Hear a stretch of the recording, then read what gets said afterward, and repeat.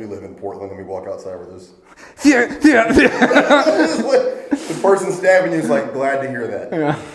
All right, I'm ready whenever you guys are. I love how, like, in the conversation of EDC or even gun ownership, you know, and we just had this off camera, this conversation, and like the average person talks about it. This is not a shot against our cameraman, Austin, who we were just talking about this, but the average person has this philosophical idea that the person that's going to rob, rape, or murder you gives a fuck about what you think about the timeline of training and being comfortable with that firearm.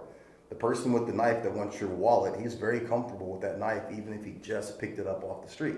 He's comfortable with a pipe. He's comfortable with a brick. He's comfortable strangling you.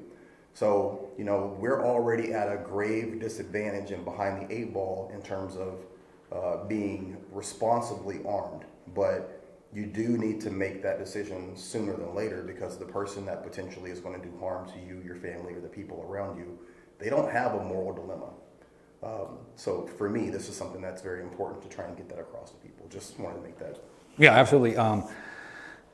Predators are just that. They're predators. They go after the weakness of people. How you carry yourself dictates a lot. If you're on that cell phone, you're an easy target, right? Situational awareness, I fucking hate it. But if you're looking around a little bit more and you make eye contact with people, it lowers that down. Training aspect, of course, I'm a big advocate.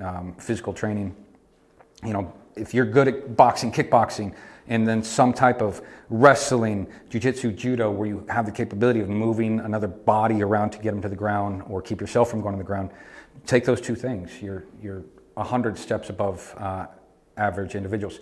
Now, training with your firearm, how many times do you rep out of getting this gun out? Clothing dictates. I wear one jacket, it's my favorite jacket, but I have to make sure it's rolled up in the back a little bit because I can't get a perfect draw. So knowing what your clothing is.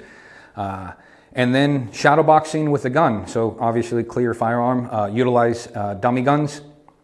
And then how do I draw when I'm on the ground? How do I draw if I'm in a defensive situation? How do I draw when I'm this close? Or if one-handed? You know, how do I get my garment up, get to my gun one-handed if I'm stopping somebody from stabbing me? Right? Because I'm like, oh, you got a knife? I can do that, or I got to get to this, stab, stab, stab. It's that aspect. So, you know, train that, you know, what is those worst case scenarios, get good at them now, or even practice them a little bit before hopefully it never happens, but happens. Yeah. You know, nobody wants to be on the ground first time and then just thinking about trying to get up instead of just getting to their gun.